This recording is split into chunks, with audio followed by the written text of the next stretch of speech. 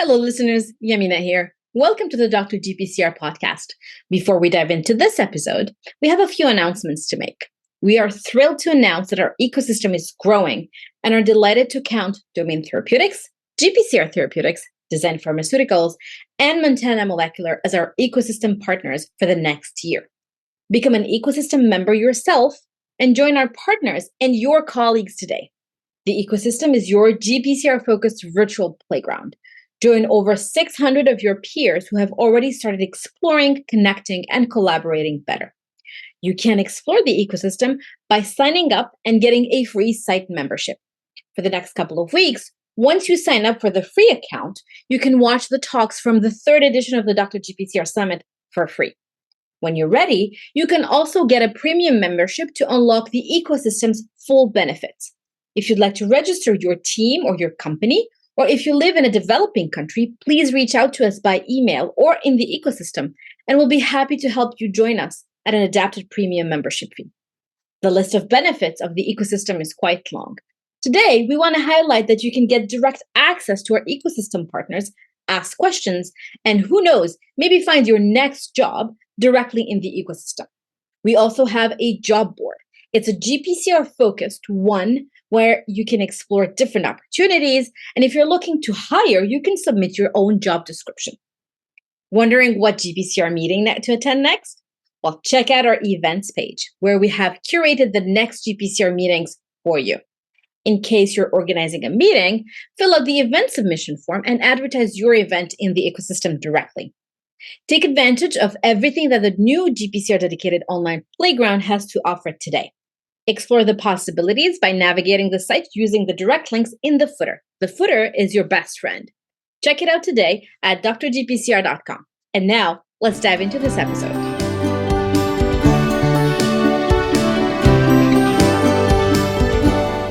Hello, everyone. Yamina here. Welcome to a new episode of the Dr. GPCR podcast. Today, I am excited to have with me Dr. Chris Langmead.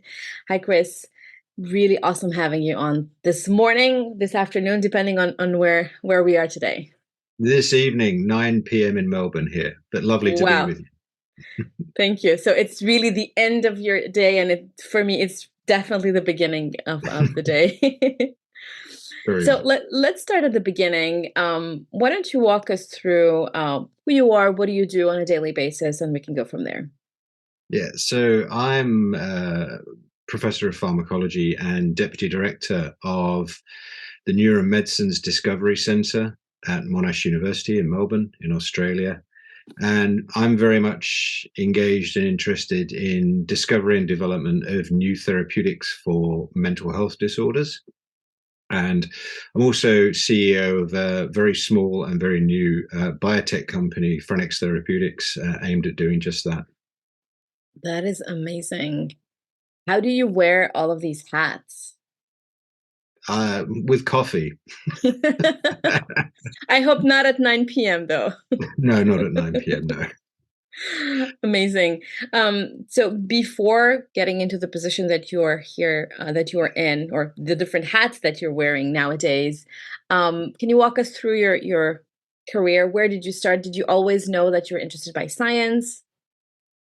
I always knew I was interested in science right from when I was a child, but I think it took me time to work out what the science was that I was really interested in.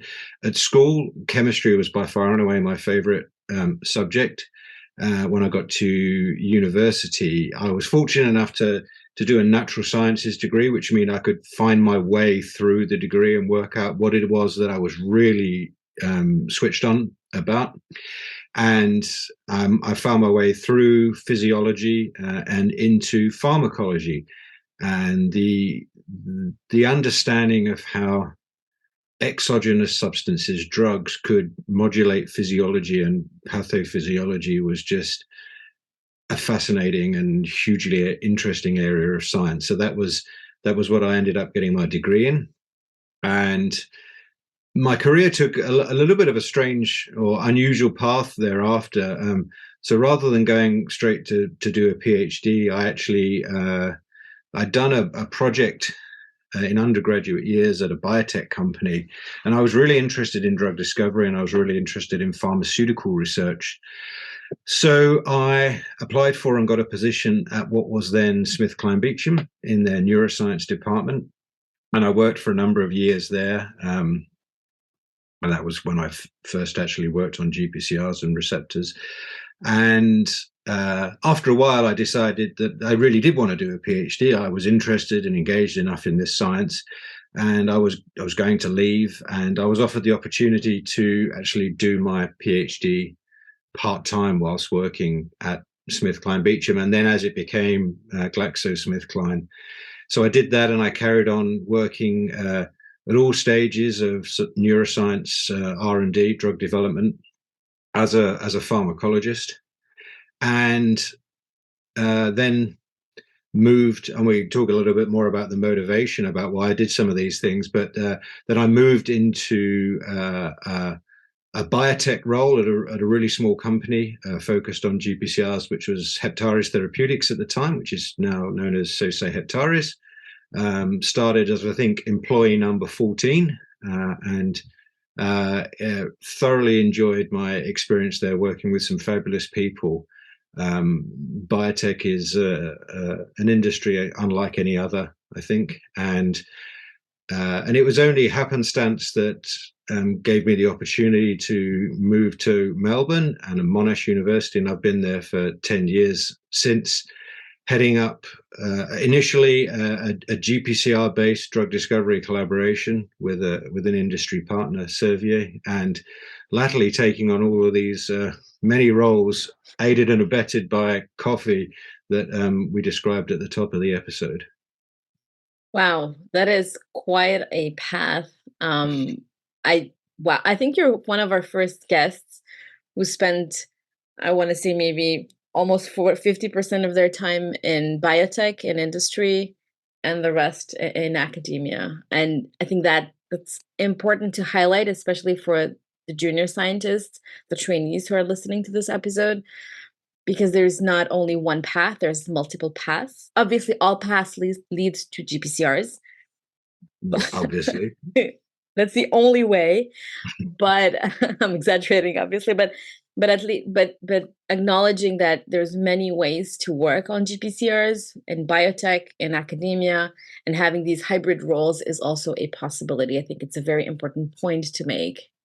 Absolutely. And I think the area is the delineation between academia, biotech, and industry. It was quite black and white 25 years ago, and it is very grey now. There's a lot of mixing between the two, and that is very much a good thing. I think so too. And you're right. When I started out as a master's student, which is, oh my God, almost 20 years ago as well, it was really this black and white. And back then there was not enough information as to, okay, what can you do? How can you, go about your career? And I grew up as a scientist in the thought processes. You go to graduate school, you complete your PhD, you have to do a postdoc, and you have to be a professor. There's nothing else that you can do, and that is not true anymore. I do, however, agree with you that there is now it's a gray area, but I don't think it's the right kind of gray yet. We're not completely there. It depends. No, I think that those career paths, the paths, the opportunities, the way you can move between the two is not as obvious and as transparent as it needs to be or could be. Yeah. And I think we need to be better at identifying those opportunities for people, both in industry and in academia as well. Exactly. Hence the ecosystem, and that's my plug-in here, because that's exactly one of the difficulties that I experienced and that I've seen in trainees, is that you don't know what's out there and you don't know what you can do. And having the opportunity to explore, or at least talk to people in industry, that is absolutely valuable. Not necessarily to go to someone and say, hey, you're in industry, give me a job, but asking them, so how is your experience? How do you like it? What does your day look like? And I think you're very well positioned to know both worlds. Absolutely. And they are different, but common and core to them is the need to do good science. So, you can't discover good drugs without doing good science. So you need to have that really sound basis, but you also need to be flexible in terms of the way that you think about applying that knowledge. And it can be a different mindset. And yeah, it's definitely something I'm always happy to explore that and talk to people, because it's probably the question I get asked most often by students, trainees coming through the academic system to try and understand, well, what does a job look like in industry, and how suitable would I be, and what kind of career path might I be afforded?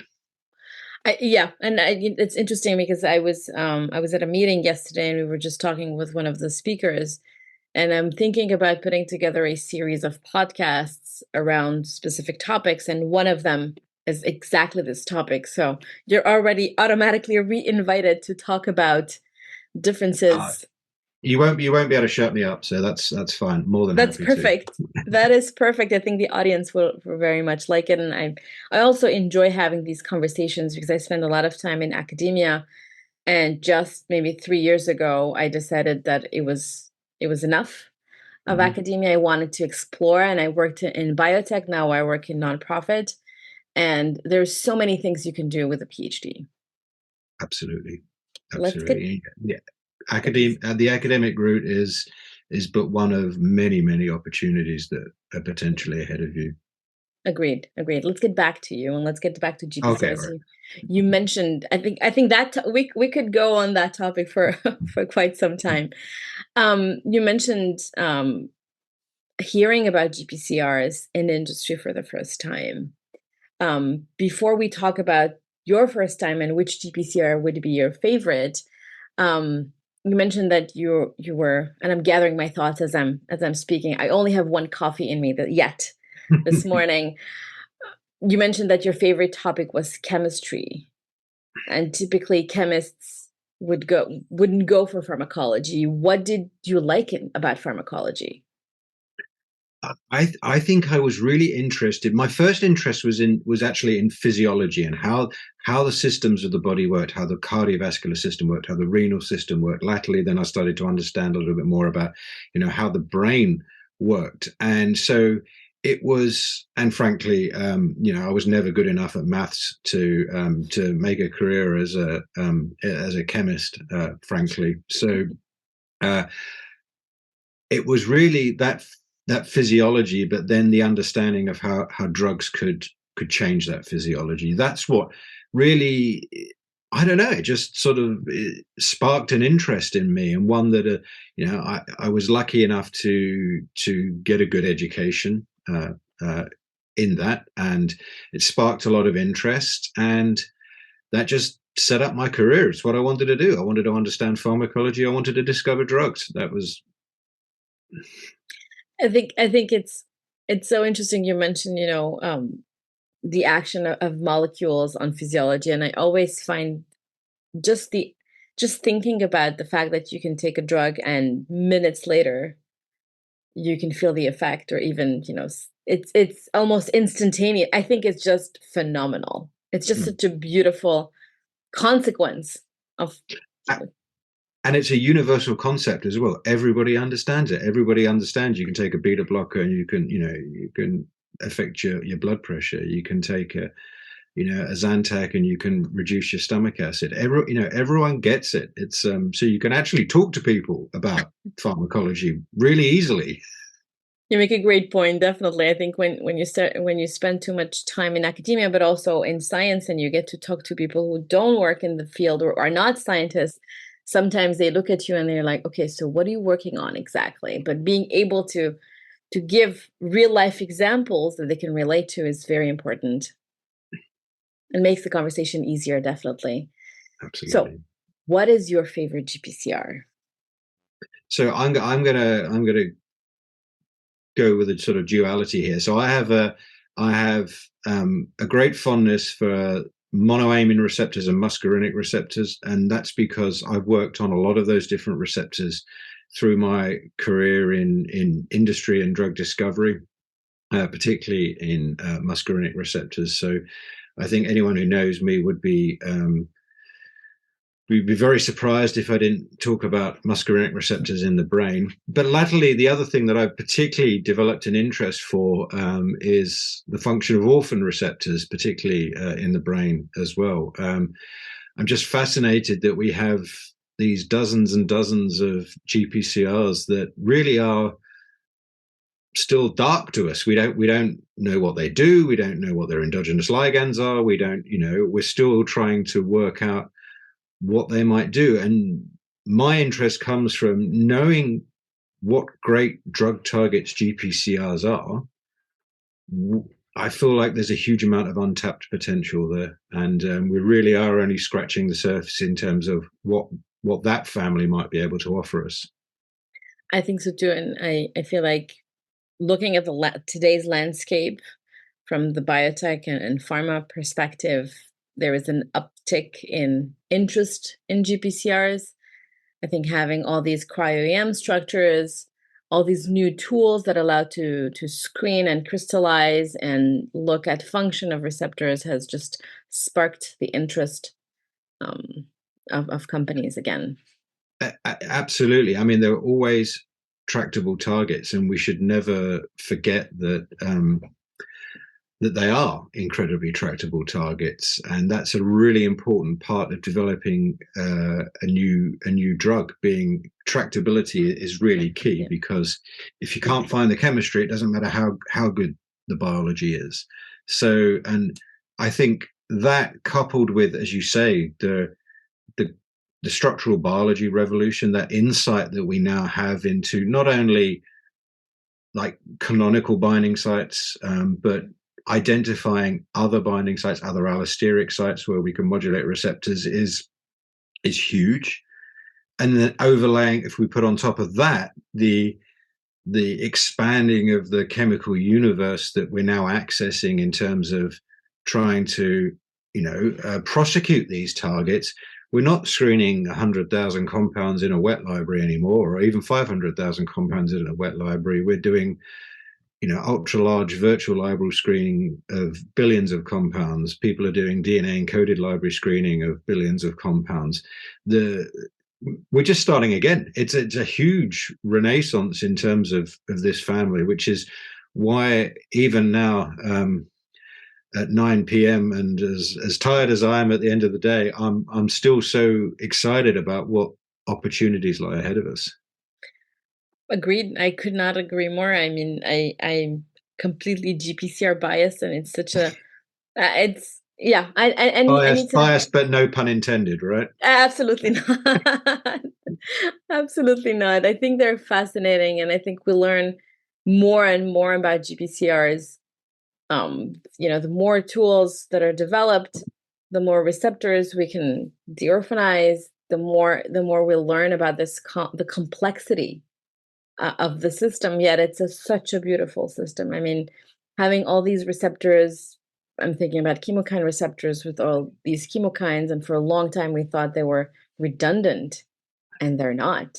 And then the muscarinic system is also phenomenally, it's very interesting, and it's a very complicated one. We just completed the third edition of the Dr. GPCR Summit, and Andrew Tobin gave a phenomenal talk, and I thought it was complex. It's just so difficult to parse out what's going on. And then we had also Steve Ferguson talk about the mGluR receptors, which is, again, takes it to a next level of complexity in the brain. So absolutely fascinating. Absolutely, couldn't agree more. I think there's plenty more work ahead of me right through to retirement. Yes, I think so too. And I think there's plenty of work for the next generation of GPCR scientists. Although there's, better technology, we can measure function faster. We can do virtual screens of billions of compounds, but there's enough work to go around for a lot of us.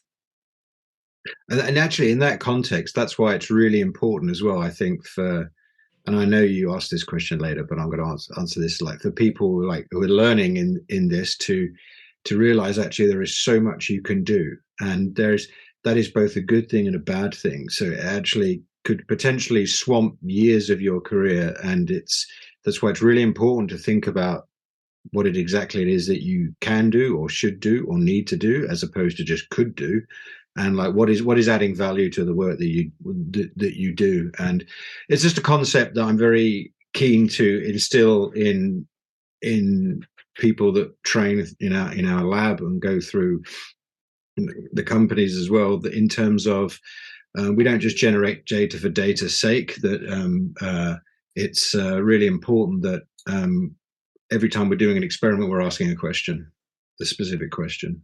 You make a very important point. I think it's very important to have that direction or have that deliverable set or have that, end goal set, because as you mentioned, you shouldn't be doing experiments just for the sake of doing experiments. And it's important, especially I think in a company context. Um, it's a different environment. The goals are different. I think in an academic lab, you can think about doing an experiment because you're wondering something, but then again, you still have to stay focused. And I think the other thing I wanted to mention regarding data is really with machine learning and computational methods. Not only we can generate a lot of data in the lab or do virtual screens, but we can also integrate all of this data and ask questions that we were not, or we can't ask just by looking at an Excel sheet. Yeah, but how do you use that data? I think that's the key thing as well. Like the power is immense, but it's about putting it to the best use and questioning why it is that you're doing things and what it is that you're doing. I think it's really important. It's something that I've always tried to tried to grapple with when we're working in a drug discovery context. Yeah, and it is important because you cannot do everything, and you should not do everything. You should ask the right questions, or at least have a plan as to what are the questions that you're interested in answering. Will those change with time? Potentially, depending on where the data takes you. But having those set from the get-go is very important. And you also made a great point in this context is, not being so focused on what you're doing at the moment, but also being able to lift your head up and look around and have that 30,000 feet view, which is very difficult if you're at the bench. Very hard, but you need to do it occasionally to Yes. think about where you're at. Well, actually, you need to do it at every level. Like even if you are, a senior postdoc, or you're running a lab, or you're running a department, everybody needs to raise their gaze or ideally, and think about how does what they're doing fit into the bigger picture. Agreed. You mentioned orphan GPCRs. Any favorite ones in the brain that you're really interested in working on, or if you can obviously disclose it, or you have worked on and you really thought they had an interesting pharmacology? Yeah, I'm really interested in done quite a bit of work of late with some fabulous students in the lab in GPR52. It's a really interesting target in the context of schizophrenia and cognition and cognitive impairments associated with schizophrenia. And it's just because it has an almost unique expression profile in the brain, and it seems that activating GPR52 with agonists can induce both an antipsychotic and pro-cognitive phenotype in rodents, and that's a really interesting profile in the context of schizophrenia drug discovery. And as someone who's been working in schizophrenia drug discovery for over 20 years and seen the relative paucity of breakthroughs that there have been, it's something that keeps your spirit up if you're working in that field. So it's been very interesting. How does GPR52 in the context of schizophrenia fit in with other GPCRs that are also implicated in schizophrenia? I find it very difficult to connect the dots. Yeah. So it's interesting in so much as it's found in the striatum, and it's co-localized with the dopamine D2 receptor, and everyone classically thinks of the D2 receptor in the context of schizophrenia. So activating GPR52 functionally opposes the dopamine D2 receptor. So in that respect, it's effectively mimicking that D2 receptor blockade that gives you antipsychotic activity. The differentiating thing that I'm interested around GPR52 is that it's also co-expressed in the frontal cortex with the dopamine D1 receptor. And because the nature of its coupling, where it primarily activates GS proteins and stimulates cyclic AMP accumulation, it is nominally functioning in the same direction as the dopamine D1 receptor. And we know simplistically that the dopamine D1 receptor is thought to be underactive or underactivated in schizophrenia, and that is thought to underpin some of the cognitive and negative symptoms associated with the disease. So this idea that by targeting GPR52, you can get that antipsychotic activity through indirectly modulating D2, but potentially get a pro-cognitive activity through that modulation of D1, which people have long sought to do through directly targeting the D1 receptor, not particularly successfully, is an interesting pharmacological modality to explore. And it's something that we've had some terrific students looking at over the last few years. How interesting. 2 birds with 1 stone. Well, we'll see. It is, as I said, schizophrenia drug discovery is it is a horrible graveyard, and I don't pretend that we're necessarily going to have all of the answers. But when it comes, and I think about this in the broader context of what we're doing, sort of in the Neuromedicines Discovery Center around, poorly treated mental health disorders. There are so many disorders with such poor medicinal treatments, and as a society we've done a good job at, an ever better job of destigmatizing mental illness. We've done a ever better job of sort of improving access gateways for patients who have mental illnesses, but where are the new medicinal breakthroughs? And I know that some of this work is coming back into fashion, and we've seen some really promising clinical data in the last year or two, particularly in the schizophrenia space, in the depression space. But it's incumbent on us, those people who are equipped with the expertise to do this, to actually get on and do it and discover these new medicines. Yeah, agreed. For GPR52, in the context of schizophrenia, what kind of drug would you be looking for in it? If you had a magic wand and said, okay, I'm going to make it appear, is it a small molecule? What does that look like? It would almost certainly be a small molecule. I don't think we're sufficiently advanced with any other particular modalities in the brain, but it would probably be a small molecule agonist. And again, I might, if it were another receptor that were not an orphan receptor, I might be arguing to you that we need an allosteric modulator, and that we want to maintain the spatial and temporal nature of the receptor signaling. Well, we don't know what is the spatial and temporal nature of that receptor signaling, because we don't know what the ligand is. We don't know if it has a ligand. As if CNS drug discovery was not hard enough, we've sort of made it even harder for ourselves by working on sometimes on orphan receptors. But the challenge is there, and we have to start somewhere. If you don't do that groundwork, then there's nothing for someone to build on in the future. So. And there are things that you have to do, and whether you like it or not, in order to better understand a system, this is what needs to be done.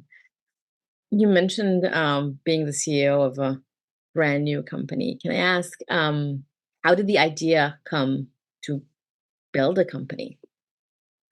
I think it was an area of particular interest, and as much as we love the academic science that we do, my guiding principle has always been the design and development of new medicines and trying to get a new medicine into patients. And I've been lucky in my life in pharma and in biotech to be part of or lead projects that led to new investigational drugs going into patients, and that's a pretty special feeling. So it really was to think, well, I've had this period of my career where I've been working in pharma and biotech, and frankly, I've been got such an amazing training through some both sort of terrific mentors, sponsors, managers, people who took time out of their careers to train me, to help me, to mentor me, and got such a good grounding in basically medicines discovery and development. And then I have had a period of 10 years working in academia, and albeit with a sort of an industry slant, had that freedom to innovate, to get some space to think about, well, what is, unconstrained by the sort of day-to-day rush of working in a company direct, think about, well, what is the best scientific way of addressing this problem without being sort of locked into, well, this is how a company has always, this is how our big pharma company has always done this. Yeah. And to think innovatively, and that's been great. And that sort of I'm surrounded by wonderful, super smart colleagues who are far smarter than I am, and I know that the best thing you can do is surround yourself by smart people, and that's what I've done. So, and then I think after that 10 years, I've come to a point where I thought, well, what do I really want to do with essentially the second half of my career? And two things came to me. One, I essentially wanted to work primarily in psychiatry and mental health disorders. It's a burning passion of mine. There are patients that are poorly served by medicines that we have, and frankly, they deserve better. So that was a guiding principle. And the other guiding principle was that from a personal perspective, what do I get really excited about? I get really excited about drug discovery. I actually get really excited about working with medicinal chemists and, working on a project, working towards getting a preclinical candidate and moving that towards, clinical development. That's what I've enjoyed. That's what I've been good at. So why should I not? That's what I want to do. And I want to bring those two together. And I'm in a very fortunate position where I have a position at the university where I essentially running or building a new center and working in this space around mental health discovery. And I have the opportunity to bring my industry experience together with the outstanding academic science that I'm surrounded by. And what better time or opportunity would you have to do that? And it just so happened that the Australian government released a specific scheme around commercializing very, very early science. And it is very early what we're doing. But we were fortunate enough to be successful in that bid. And part of the criterion for that grant was that you needed to spin out a company as a vehicle for that grant. And hence Phrenex Therapeutics was born. And I'm very excited to be working with my co-lab head, Greg Stewart, and other wonderful colleagues across Monash and the Florey Institute on that program of work. It is amazing. I think, you really took it to the next level, marrying your passion, thinking about drug discovery and what you wanted to do, and also, putting yourself in a position with all your experience where you can use your expertise, your experience. And I love the point that you made about surrounding yourself with smart people. I think it's important to surround yourself with people who are smarter than you. because Absolutely. you don't know everything, and you cannot possibly learn everything. You can't be doing everything. I think this is the collaborative aspect is it's different in biotech, pharma versus academia. Mm. And it is crucial to advance projects and to advance drug discovery pipelines, because you can't do it all. Well, collaboration is the key, and I always say that drug discovery is not necessarily a discipline per se. It's the ability to bring together multiple disciplines in the same room and be able to speak everybody's language. So you need to be able to, however you are trained yourself, and classically, I'm a receptor pharmacologist. I will always be eternally grateful to the training I got in classical receptor pharmacology. And by the way, we need much more of it. Receptor pharmacologists are absolutely critical to drug discovery, and we need more of them. But that's a little hobby horse of mine. But the collaborative point is really important. And I recognize that in academia, people have, when you're a PhD student, it's your PhD project, right? But you can be working in a lab that sees the value of collaboration and instills those principles in you. And at the end of the day, when we do work for our biotech or with industry partners, the phrase is project is king. And it's not about any one person. Yep. It's about what needs to happen to move the project forward in the most quick and efficient manner. Agreed. I like that that comparison between, yes, as in a postdoc or in a PhD, it is your project, but in a company, it is the project, and everybody contributes towards it. The project's success depends on people. Yeah. And it's. I mean, you mentioned being able to get into the clinic new investigational drugs, and I'm pretty sure you know how many you've worked on that ended up in these trials. Well, you're asking me now, and I'm thinking, do I know? I would assume I had a colleague during my postdoc who now moved on to industry, and she always mentioned, she said, Yamina, my goal in working in industry is to see the drug being approved and to tell my team, look, you contributed to this. You're helping people. You're making people's lives better. I think and that's a totally different feeling. It's a feeling that not everyone unfortunately gets to enjoy it or gets to say, well, I contributed to that. And it's a privilege to be able to do so. I think it's privilege, it's a privilege that's shared by few in terms of approved drugs. But I think even if you see something that you work on going into a phase 1 clinical trial and you worked very early on the project, I think it's easy to derive a great deal of satisfaction from that because you played a key part in making that happen.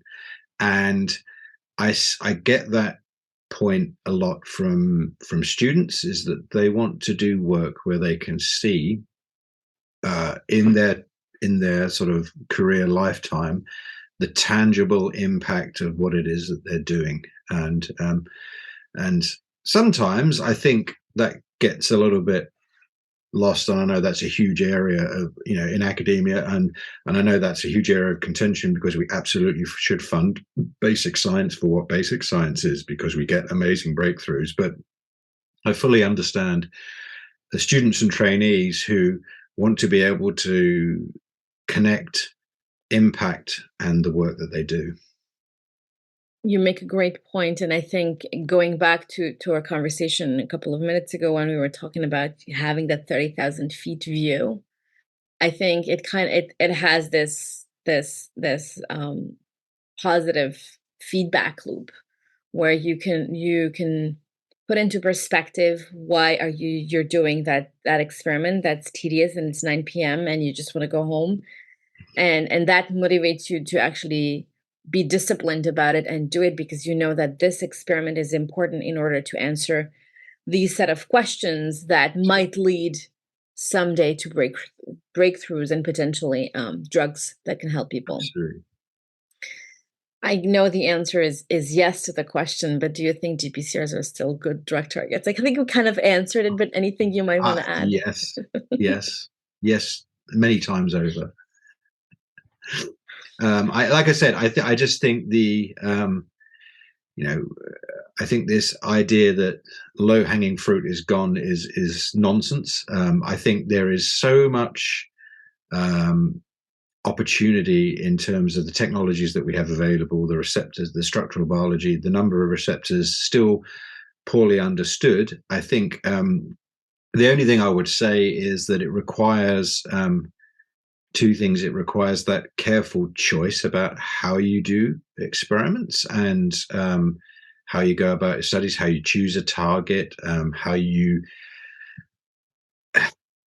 and I think a lot of the principles around good medicinal chemistry probably need to be better understood in academic contexts as well. And there are lots of very good academic scientists that do understand that, but there are also lots that don't. And I think a better understanding of good principles of medicinal chemistry would go a long way to furthering our understanding of and ability to prosecute different GPCRs as well.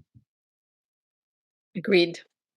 The answer is definitely yes. I have not had a guest so far who said no, we should stop. Well, I don't think those guests are getting invited back, right? So, well, yes, and I don't think it's the Dr. GPCR podcast, so I wouldn't be inviting anyone who's not working on GPCRs. So, well, it's a topic for another time. We've talked a little bit about advice for trainees, for postdocs, for PhD students who want to contribute to the field, but also want to make an impact. We just spoke a little bit about impact. Any additional advice? Yeah, so my advice is, and something that served me quite well, I think, is don't be afraid of being a generalist. So I have a very clear area of expertise, but I have quite a broad and general knowledge around different disciplines that are involved in drug discovery. So I'm a pharmacologist by training, but I know what a medicinal chemist does and how they work. I understand the basic principles of ADME and pharmacokinetics. I understand the basic sort of principles of, formulation and drug delivery. I know the basic principles of a lot of in vivo assays and what is required in order to do them.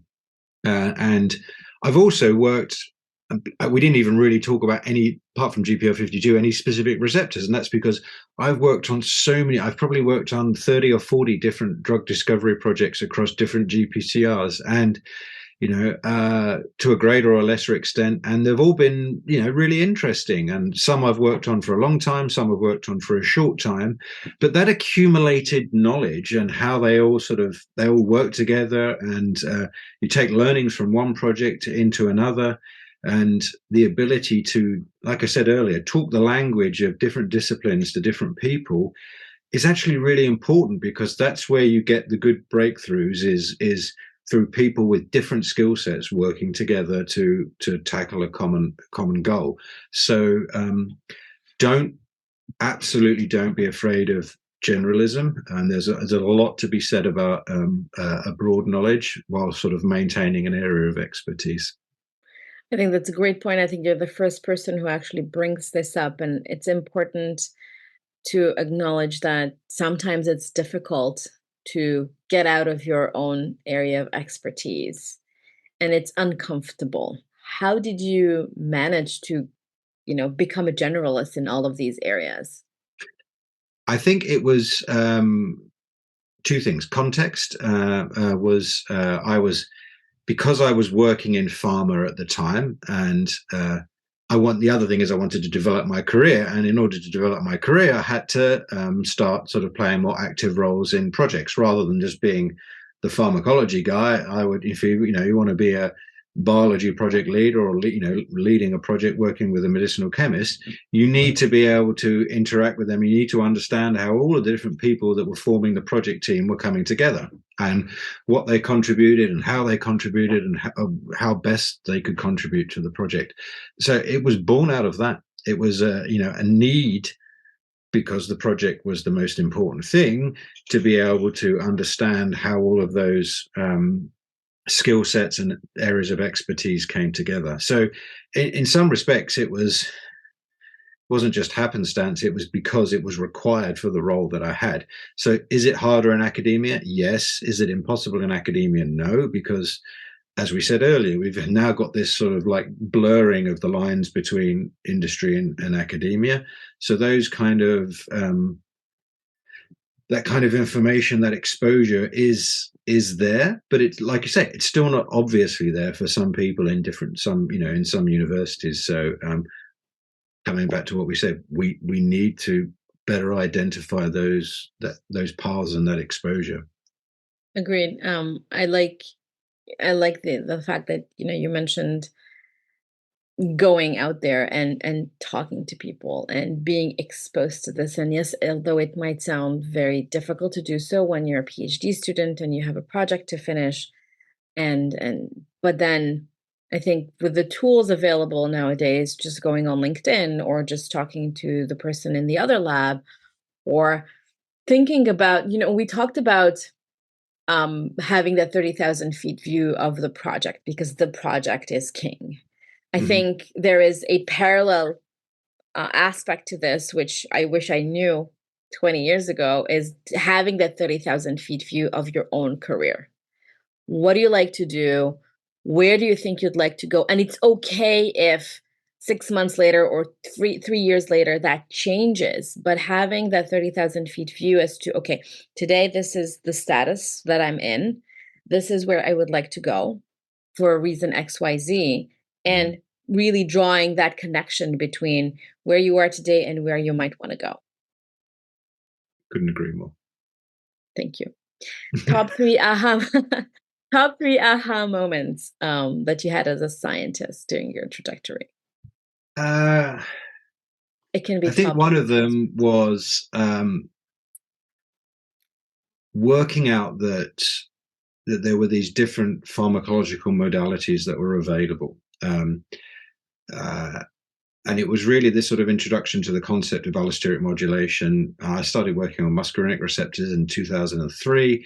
And at that time, this was still quite an early in the time of allostery in drug discovery for muscarinic receptors.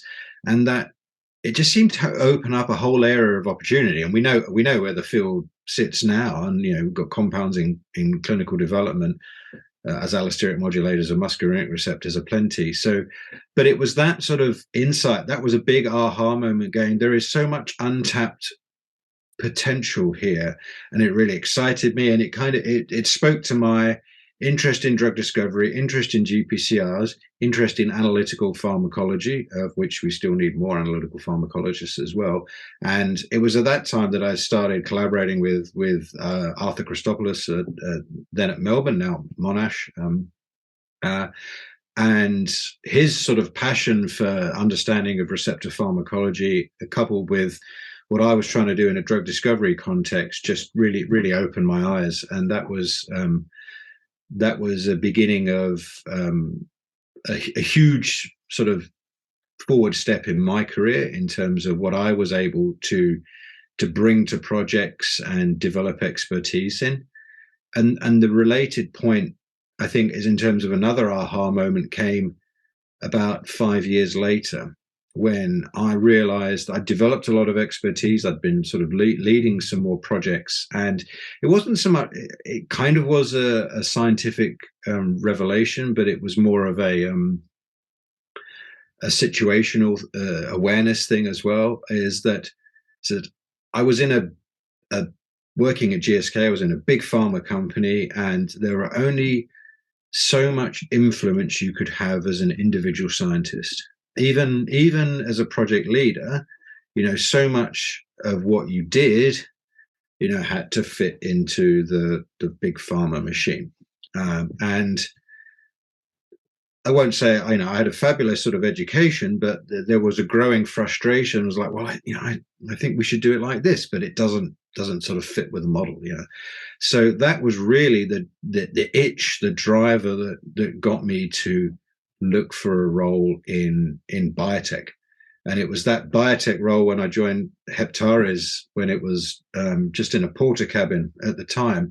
But it was the ability to shape not just a project, but everything really. Like, how are we going to do this? How are we going to run the screening? How are we going to, where are we going to do what in vivo models are we going to do? Where are we going to do them? How are we going to do them? Everything had to be set up from scratch effectively. And so you can really back yourself, and you live by the sword, you die by the sword. But so you got to, you back yourself. But fortunately, I was with a very, very, very smart group of people there, and that company made a good success of itself. But that was a really important situational sort of self-awareness moment as well. I love it that you mentioned the differences between pharma and biotech, and I knew that I had to re-invite you to talk about these differences, but now I think you made a great point about pharma is this big machinery. There are protocols, there are things that were developed, and this is what it is. And it would take so much effort and energy and patience from one person or a group of people to make changes. Whereas in a biotech, you get to be the janitor and the head of something because, it's you pick up wherever you can, and you get to have a say in things. Obviously, science driven, but science driven, and it comes with its own risks, and you don't always have the money to you can't afford to make mistakes sometimes. But that's one. The other third aha moment is it's actually another situational awareness. Is I used to, I was a research scientist. I was enjoying my job. And I used to enjoy spending time with my colleagues. We were a really fun group of people. We liked each other's company, both at work and outside of work. And I realized when I was going to conferences that if I really wanted to develop my scientific career, I needed to network. And being British and uncomfortable, I was it didn't come naturally to me to basically walk up to well-known people and start talking to them. And I had I distinctly remember it. There was a particular BPS meeting, British Pharmacological Society meeting that I went to, and I sort of, gave myself the talking to. You need to get out there. You need to go and talk to people. And I did. And it wasn't nearly as uncomfortable as I feared it might be. I talked to people. People were interested, engaged in what I had to say, unbelievably. And it actually started a couple of wonderful collaborations. It started some friendships, both sort of professional and personal, that have lasted for years and years. And just actually gave me so many opportunities, put so many opportunities in front of me, which I then took and raise my profile. I'm very, very, very far from a well-known scientist, but I'm much more well-known than I would be if I hadn't made those put those steps into place when I did. So take-home message: go into the discomfort zone and step out there, because that's where the magic happens. I saw this graphic where the magic happens, on Facebook, where it says comfort zone, and there was another circle. This is where the magic happens. It's very uncomfortable to go to talk to people. You wouldn't think that I have difficulties with that. I do have difficulties going up to people, but you'd be surprised at how many people are in the field are really nice, and people are nice in general. And quite frankly, if you show interest in their science, generally people are very happy to talk about their own science. Absolutely. Absolutely. I think the trick is to get to people to talk about themselves and about their science. And then that's a great way to forge that, build on that relationship. Well, I think you've nailed it. Thank you. All right, Chris, last question. If and when you have job openings, either on the academic side or the company side, where can people find you? They can find me on LinkedIn. They can find me on Twitter at Chris Langmead. And the center is at Neuromedicines on Twitter as well. Phenomenal. Yes, Twitter is the place for GPCR scientists. I'm trying to steer the best source of curated scientific content there is. I think so too. I'm actually trying to move people a little bit towards the ecosystem and have us interact differently, avoid emails, being able to chat, being able to participate in forums and groups. I think that's one thing that we're really working hard on because it's important for us to have access at the tip of our fingers, and that might help trainees also with networking. Yeah. All right. Well, thank you so much for your time. I know it's late in Australia. I really enjoyed talking to you. I'll reach back out for our next episode, our next series of. Yeah, it's been an absolute pleasure. Thank you so much. Thank you. All right. I'll talk to you soon. Thank you for listening to this Dr. GPCR podcast episode. We'd like to thank our guest and our Dr. GPCR team, namely Attila Forrest, Ines Pinero, Montserrat Avila Zozoya, and Nipuna Wirasingo. A huge thank you to our ecosystem partners for their support: Domain Therapeutics, GPCR Therapeutics, Design Pharmaceuticals, and Montana Molecular. You can connect with our partners directly in the ecosystem. You can also connect with our Dr. GPCR team directly in the ecosystem as well. Join us today. Also, please subscribe to the Dr. GPCR newsletter, find us on YouTube, and if you like our podcast, leave us a 5-star review on Apple Podcasts. You can also leave us a testimonial at drgpcr.com/testimonials. And another great way to support us is to share your favorite Dr. GPCR program with your network and colleagues. You can email us at any time with any questions or suggestions at hello@drgpcr.com. Until next time, stay safe.